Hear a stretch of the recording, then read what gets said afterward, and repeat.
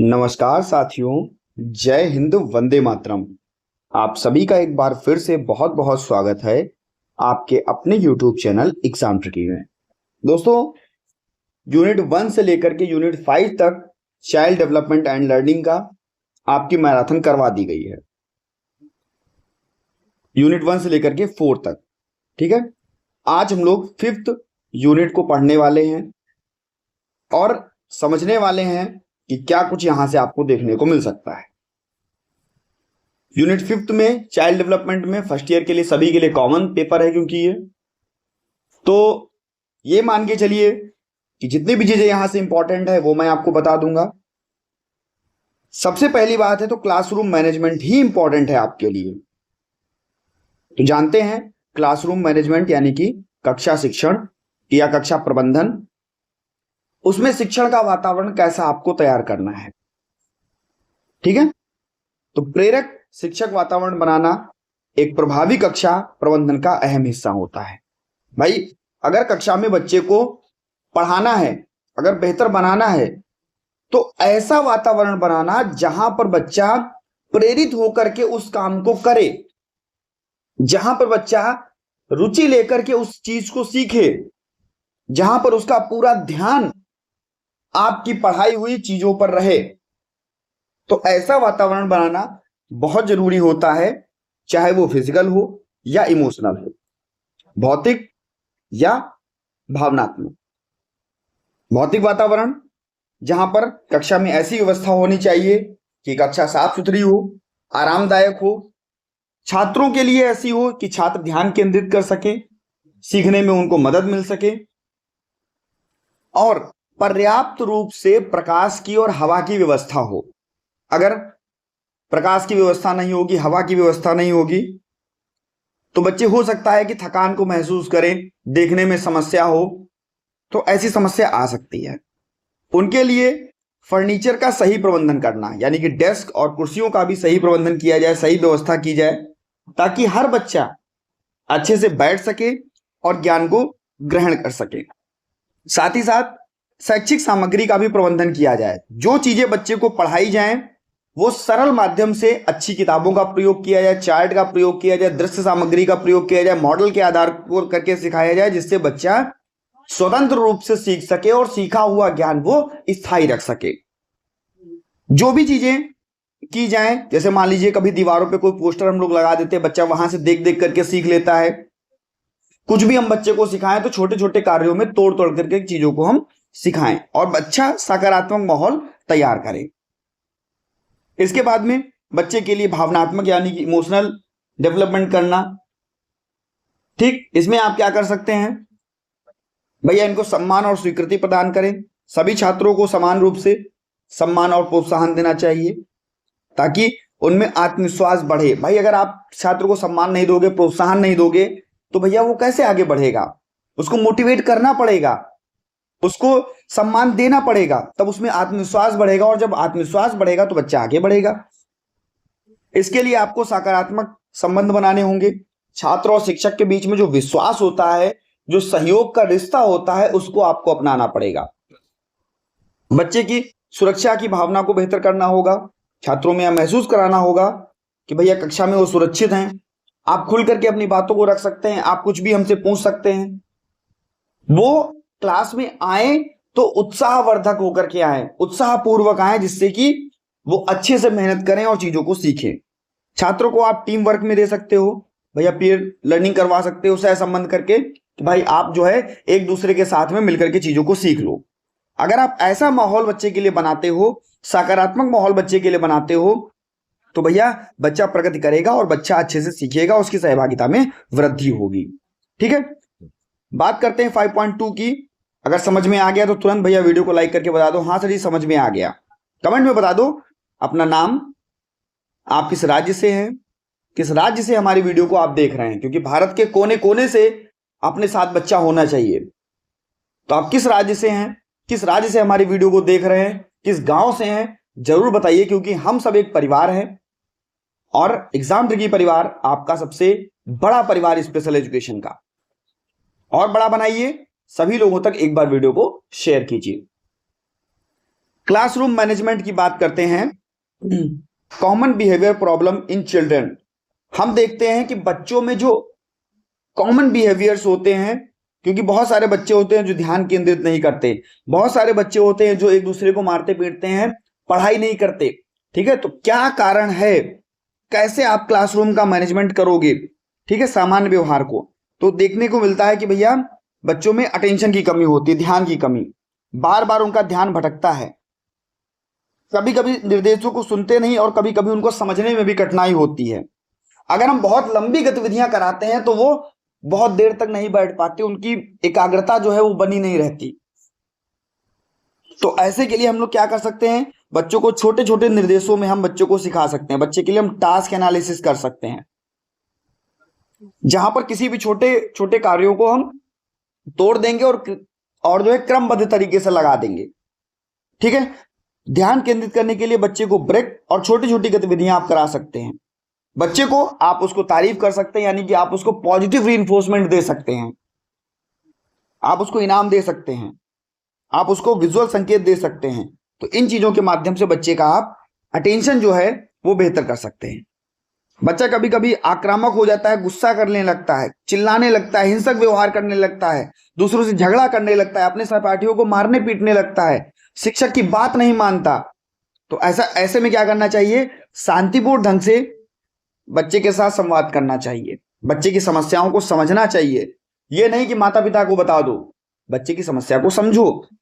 ठीक है, उसका इमोशनल डेवलपमेंट और जो भी प्रणाली है उसमें बच्चे को इनाम दो या बच्चे को कुछ समय के लिए वहां से हटा दो। हम लोग निगेटिव रिइंफोर्समेंट में क्या करते हैं, बच्चे को कुछ समय के लिए वहां से हटा भी सकते हैं, ब्रेक दे सकते हैं। तो ये आप करवा दोगे, बच्चा बेहतर हो जाएगा। सामाजिक कौशल में कमी देखने को मिलता है, बच्चे में सोशल स्किल्स नहीं होते, बच्चा एक दूसरे से बातचीत नहीं करता, अपनी चीजें किसी को साझा नहीं करता, किसी अपरिचित से सामान्य व्यवहार नहीं करता, असामान्य व्यवहार को करता है। तो यहां पर बच्चे को हम रोल प्ले एक्टिविटी करा सकते हैं। जो भी एक्टिविटीज जैसे नमस्ते, हाय, हेलो, जो ये एक्टिविटीज होती हैं आप इनको करवा सकते हैं। बच्चे को सोशल स्टोरीज सुना सकते हैं जिससे कि बच्चा उनको सुने और भैया आगे बढ़े, सकारात्मक कार्यवाही करे। बच्चे के लिए आप सकारात्मक समूह गतिविधियां कर सकते हैं और बच्चे को प्रशंसा और सकारात्मक प्रतिक्रिया दे सकते हैं। तो ये आप लोग करवा सकते हैं। बच्चा कभी कभी क्या होता है, हाइपर एक्टिविटी दिखाता है, बहुत अधिक चंचलता दिखाता है, इधर उधर दौड़ता है, भागता है, रुचि नहीं लेता, बार बार जो है व्यवधान डालता है किसी भी काम को करने में, अपने साथ साथ दूसरे बच्चों को भी परेशान करता है। तो ऐसे में आप क्या कर सकते हैं, उसकी जो रुचि हो ऐसी गतिविधियों को शामिल कर लो भाई, जहां पर उसका इंटरेस्ट हो ऐसी गतिविधियों को शामिल कर लो। फिजिकल एक्टिविटी के लिए ब्रेक देना, भाई फिजिकल एक्टिविटी आप करा रहे हो बच्चे को, उसको थोड़ी देर के लिए रोक दो।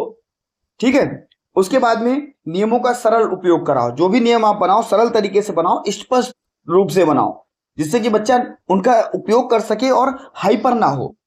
ठीक है, शांत और व्यवस्थित उसको वातावरण प्रदान करना, शांत वातावरण प्रदान करोगे बच्चा काम करेगा। ठीक है, अनुशासनहीनता की अगर बात कर लेते हैं, बच्चा अनुशासन का पालन नहीं करता, यानी कि शिक्षक के दिए हुए निर्देशों का पालन नहीं करता, कक्षा में जो है नियम को तोड़ देता है, जानबूझ कर गलत व्यवहार करता है। तो ऐसे में नियमों और अपेक्षाओं को स्पष्ट रूप से बताओ, उसको अच्छा व्यवहार करो, पुरस्कार दो, उसको लगातार अनुशासन में रखो उसको। ठीक है, और क्या भैया, उसकी समस्या हल करो, जो भी बच्चे के साथ समस्या है उसकी उस पर चर्चा करो, उसका हल निकालो। ठीक है, बच्चे के लिए इमोशनल इशू, भावनात्मक समस्या, बार बार बच्चा रोने लगता है, उदास हो जाता है, छोटी छोटी बात पर जो है अत्यधिक प्रतिक्रिया देने लगता है। तो यहां पर आप क्या कर सकते हो, बच्चे की भावनाओं को पहचान सकते हो, उसे व्यक्त कर सकते हो, बच्चे की काउंसलिंग कर सकते हो, बच्चे का सम्मान बढ़ाने के लिए गतिविधियां करवा सकते हो और भैया सकारात्मक वातावरण तैयार करो। सेंसरी इशू होता है, कभी कभी क्या होता है, खास करके ऑटिज्म बच्चे में हमें बहुत देखने को मिलता है, बहुत तेज आवाज से डर जाएंगे, धीमे आवाज से हो सकता है कोई प्रतिक्रिया दे, रोशनी से हो सकता है कोई प्रतिक्रिया दे, कपड़े पहनना उसको जो है अच्छा न लग रहा हो। ठीक है, ऐसी वस्तुएं जो है उनको संवेदनशील बना रही होती हैं, सेंसरी इशू में देखने को मिलता है। तो भैया कक्षा में शांत और अनुकूलित वातावरण बनाइए, संवेदी आवश्यकताओं को समझिए कि भाई उसको क्या सेंसरी इशू है, उसको आप समझो और भैया उसको सेंसरी इंपेयरमेंट के लिए सेंसरी रूम में ले जाओ, गतिविधियां उससे करवाओ। कक्षा प्रबंधन के लिए क्या सामान्य रणनीतियां होती हैं, इन पर बात कर लें। बच्चे के लिए आप स्पष्ट नियम बनाओ, सरल नियम बनाओ। जब सरल नियम बनाओगे बच्चा करेगा, सीखेगा और आगे बढ़ेगा। पॉजिटिव रिइंफोर्समेंट दो, बच्चे का हर व्यवहार, बच्चा जितना भी व्यवहार अच्छा करे आप उसको इनाम दो, उसकी प्रशंसा करो, उसको मोटिवेट करो, भाई दोबारा भी आपको इस व्यवहार को करना है, आपको आगे बढ़ना है। ठीक है, बच्चे के लिए आप दृश्य सहायता दे सकते हो। ठीक है, पोस्टर, चार्ट, इसके माध्यम से आप बच्चे को बेहतर कर सकते हो। मान लीजिए बच्चा टॉयलेट नहीं करने जा रहा है, आप उसको फ्लैश कार्ड से, चार्ट के माध्यम से, पोस्टर के माध्यम से क्या कर सकते हो, बता सकते हो कि टॉयलेट करने हम, सुसु करने हम कहाँ जाएंगे, तो टॉयलेट में जाएंगे, आप बता सकते हो उससे।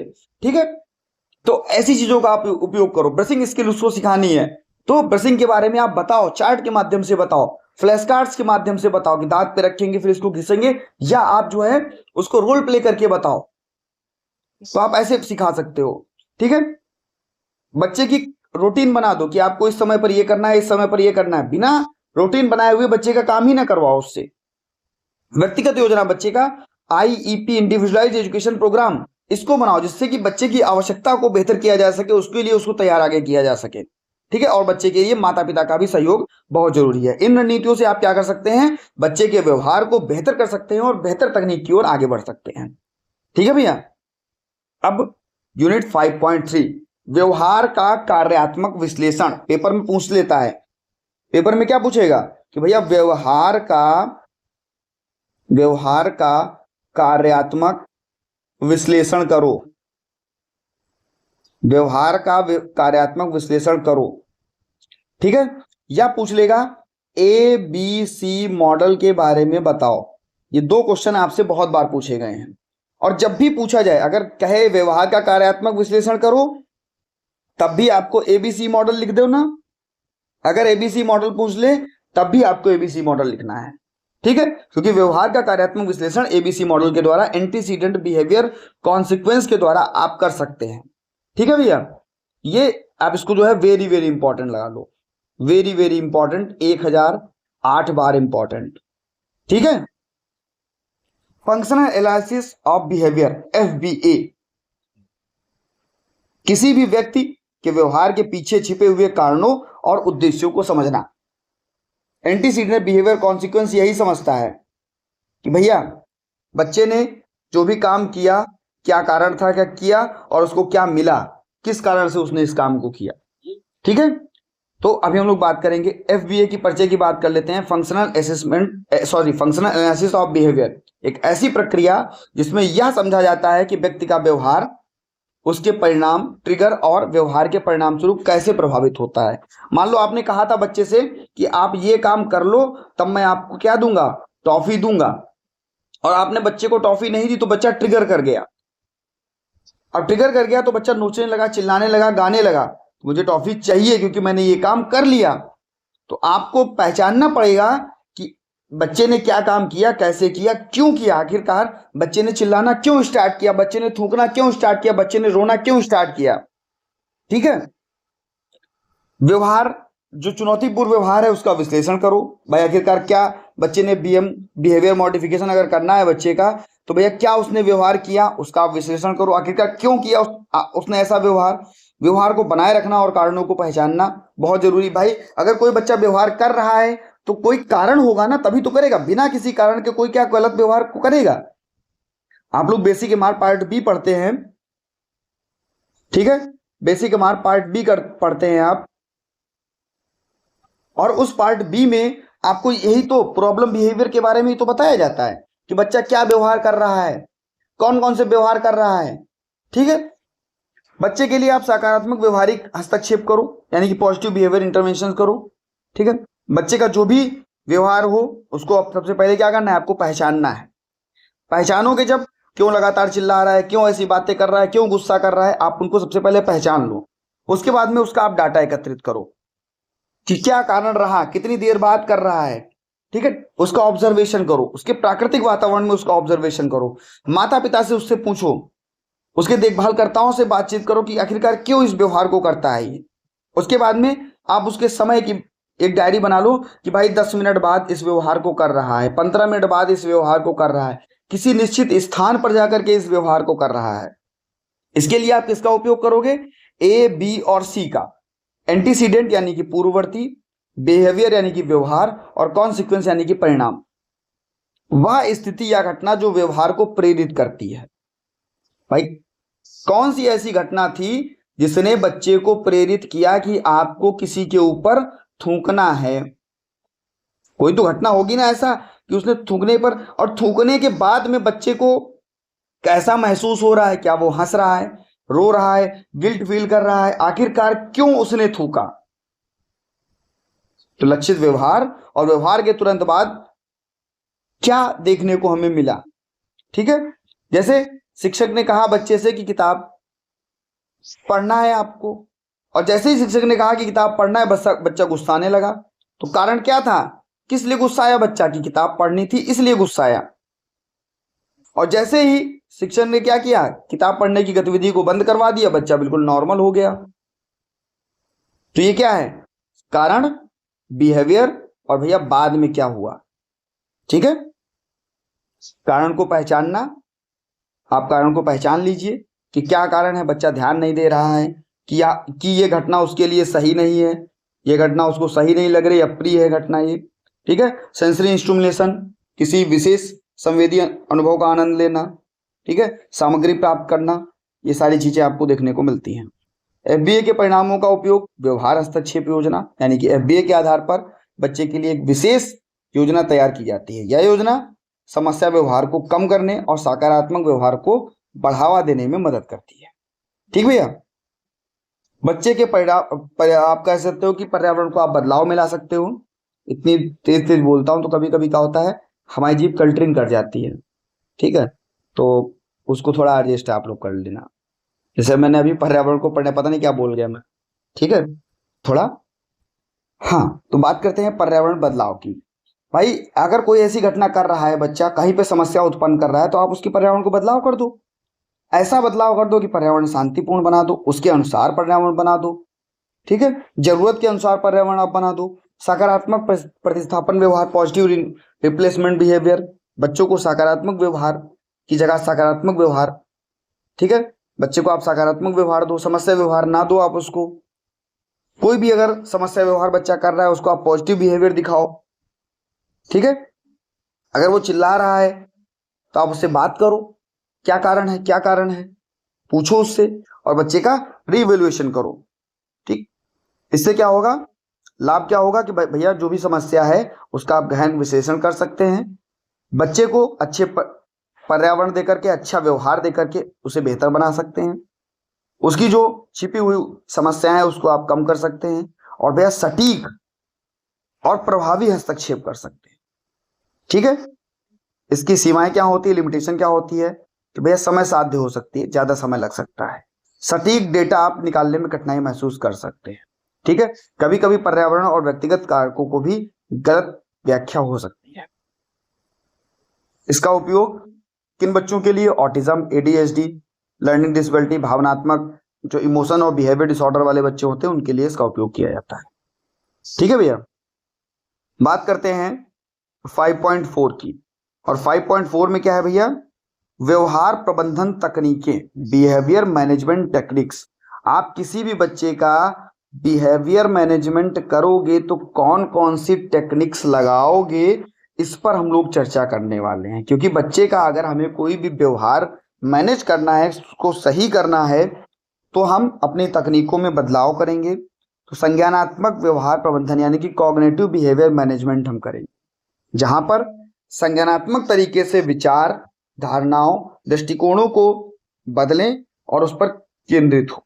इसके आधार पर बच्चे को सोचने और समझने का नया तरीका जो उसको प्रभावित करेगा। बच्चे को आप क्या दे सकते हो, मोटिवेशन दे सकते हो कि भाई अगर ऐसा गंदा काम करोगे तो कैसे काम चलेगा। उसके व्यवहार को समझाओ और उसे भी आप मोटिवेट करो कि नहीं, ऐसा काम नहीं करना है। बच्चे से आप जो है सकारात्मक वार्तालाप कर सकते हो, उसके नकारात्मक विचारों को पहचानना। ठीक, उसे प्रेरित करना कि आपको ये नहीं करना है, क्या कारण है जिससे आप करोगे तो क्या हो जाएगा। ठीक है, बच्चे के लिए प्रॉब्लम सॉल्विंग कौशल, इसको विकसित करना कि भाई जो प्रॉब्लम सॉल्विंग है उसको सही किया जाए, उसको बेहतर किया जाए। ठीक है, उसको बेहतर किया जाए।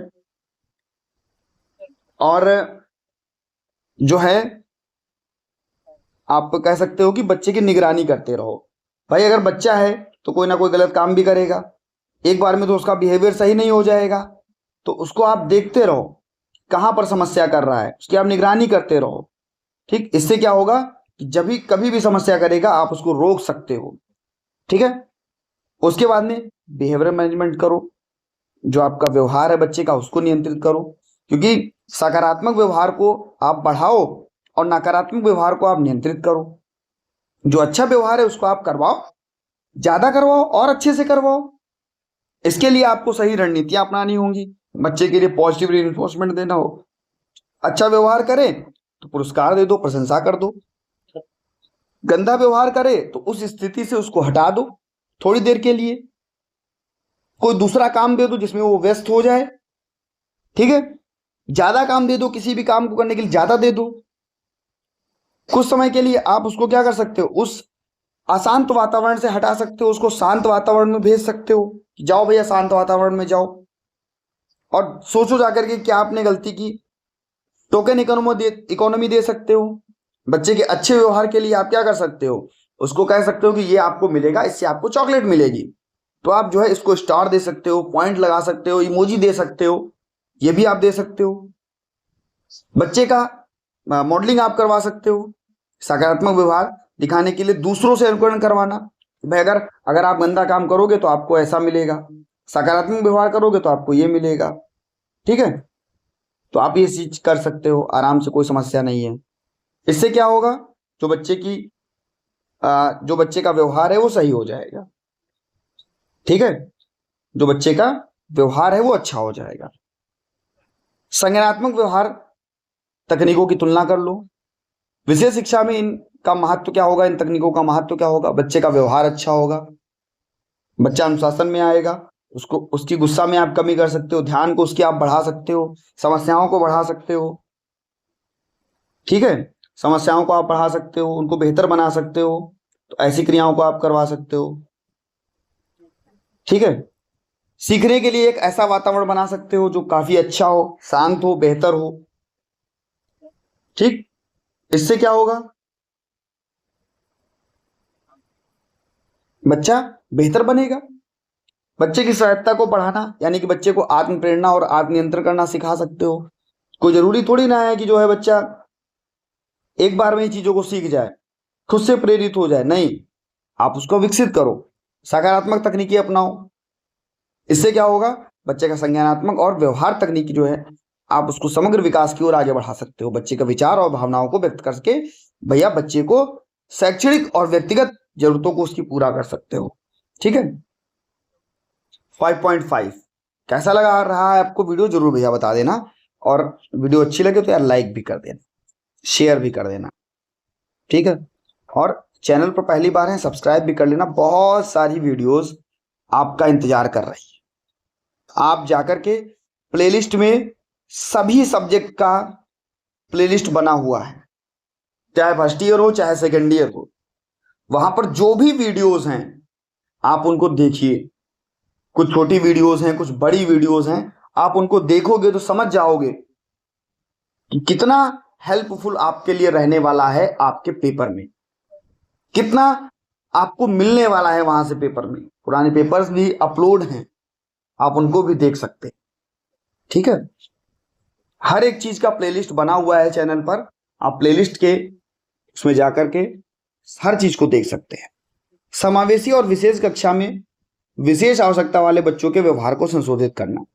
भाई समावेशी कक्षा है उसमें कैसे आप व्यवहार को संशोधित करोगे, विशेष कक्षा है उसमें आप कैसे व्यवहार को संशोधित करोगे, इसके बारे में हम लोग बात करते हैं। विशेष आवश्यकता वाले बच्चे हैं, व्यवहार का संशोधन करना है, तो इन बच्चों को हमें सिखाना पड़ेगा, प्रोत्साहन देना पड़ेगा, इनको बेहतर बनाना पड़ेगा, इनके लिए सकारात्मक दिशा उनको देनी पड़ेगी। इसके लिए भैया आप शिक्षा के प्रति उनकी रुचि को बढ़ाना, बताना होगा कि शिक्षा जो है आपको लेनी पड़ेगी, उनको ऐसा शिक्षण देना होगा जिससे कि वो इंटरेस्ट के साथ में सीखें, उनको उस चीज में रुचि हो जाए। सामाजिक समायोजन को बढ़ावा देना होगा। भाई अगर बच्चा है, एक बच्चे के साथ दूसरा बच्चा बैठ रहा है, सामंजस्य स्थापित कर रहा है, सामाजिक समायोजन बढ़ेगा। सकारात्मक वातावरण, कक्षा में अनुशासन और सकारात्मक माहौल को तैयार करना होगा। ठीक है, इससे क्या होगा, उसको सहायता मिल सकती है। आत्मनिर्भरता, बच्चे में आत्मनियंत्रण और आत्मविश्वास का विकास करना। ठीक। व्यवहार संशोधन की तकनीकें, सकारात्मक सुदृढ़ीकरण यानी कि पॉजिटिव रिइंफोर्समेंट। बच्चा क्या कर रहा है उसको आप पुरस्कार दो, ध्यानपूर्वक उसकी तारीफ करो, उसको स्टिकर दे दो, स्टार दे दो, अच्छे से करेगा। नकारात्मक यानी कि निगेटिव रिइंफोर्समेंट, बच्चे के अच्छे व्यवहार के लिए आप अपनी स्थिति से मुक्त करा दो उसको। भाई आप अच्छा व्यवहार कर रहे हो, जो आपकी ऐसी स्थिति है जो आपको अच्छी नहीं लग रही उससे आप अलग करा दो। बच्चे को आप होमवर्क दे दो, ठीक है, अतिरिक्त छूट दे दो कि भाई अगर आप गंदा काम नहीं करोगे तो मैं आपको होमवर्क नहीं दूंगा, अगर आप गंदा काम करोगे तभी मैं आपको होमवर्क दूंगा। ऐसा आप कर सकते हो, बच्चे के लिए टाइम आउट कर सकते हो आप, ठीक है। कुछ समय के लिए उस जगह से उसको हटा देना, शांत स्थान पर उसको बिठा दे जहां पर बच्चा अपनी चीजों को सोचे और बेहतर हो। टोकन इकोनॉमी ला सकते हो, ठीक है, जहां पर मैंने अभी आपको बताया भी। इन सब चीजों से आप जो है आप शेपिंग का उपयोग कर सकते हो, किसी भी छोटे छोटे चरण के माध्यम से बच्चे को वांछित व्यवहार करवा सकते हो। विजुअल एड्स का प्रयोग कर सकते हो, ठीक है। तो इन सभी चीजों से आप बच्चे को एक अच्छा वातावरण दे सकते हो, समान अवसर दे सकते हो। याद क्या रखना है, मुख्य बातें यही है कि बच्चे को समान अवसर दो, सभी बच्चा गतिविधियों में भाग ले, बच्चे के लिए सकारात्मक वातावरण अपनाओ, सहयोग और स्नेहपूर्वक वातावरण करो, सहपाठियों का समर्थन, बच्चों को प्रोत्साहन दो, अच्छा व्यवहार का समर्थन दो, अनुकूली व्यवहार, बच्चे के लिए ऐसी रणनीतियां अपनाओ जिससे कि बच्चा अपनी आवश्यकता के अनुसार सीख सके। टीम वर्क, माता पिता, विशेष शिक्षक और थेरेपिस्ट के माध्यम से आप काम को अच्छा कर सको। इसके लिए आप विशेष कक्षा में व्यवहार संशोधन कर सकते हैं, समुचित दिनचर्या आप बना सकते हैं, बच्चे के लिए स्थिर और नियमित दिनचर्या प्रदान कर सकते हैं। आप बच्चे को जो है उस पर व्यक्तिगत ध्यान दे सकते हैं, छोटे छोटे समूहों में बच्चों को बैठा सकते हैं। सहायक उपकरण के रूप में चित्र, कार्ड, इन सब का आप उपयोग कर सकते हैं जो कि आप अभी पढ़ते हुए आ रहे हैं, ठीक है। तो इन सभी माध्यमों से आप बच्चे के व्यवहार को बेहतर कर सकते हैं। समय पर जो भी उसको आवश्यकता होगी आप उसको बेहतर कर सकते हैं, ठीक है। इससे क्या होगा, बच्चे का व्यवहार अच्छा होगा, धैर्य बच्चा बनाएगा, सहानुभूति उसके साथ रखनी पड़ेगी और सकारात्मक सुदृढ़ीकरण विजुअल सपोर्ट के साथ में आप बच्चे को आगे बढ़ा तो उसकी प्रगति में बढ़ावा दे सकते हैं, ठीक है। तो इस प्रकार से आपका ये यूनिट समाप्त होता है। कैसा लगा आपको बताइएगा। नॉन स्टॉप आपके साथ में बात हुई, जो भी आपको इंपॉर्टेंट चीजें सब बताया गया। मिलता हूं भैया नेक्स्ट वीडियो में, बने रहिएगा। आपके अपने चैनल एग्जाम ट्रिकी पर सब्सक्राइब नहीं किया है तो सब्सक्राइब करने के बाद में बेल आइकन में ऑल का ऑप्शन प्रेस कर लीजिएगा। धन्यवाद दोस्तों।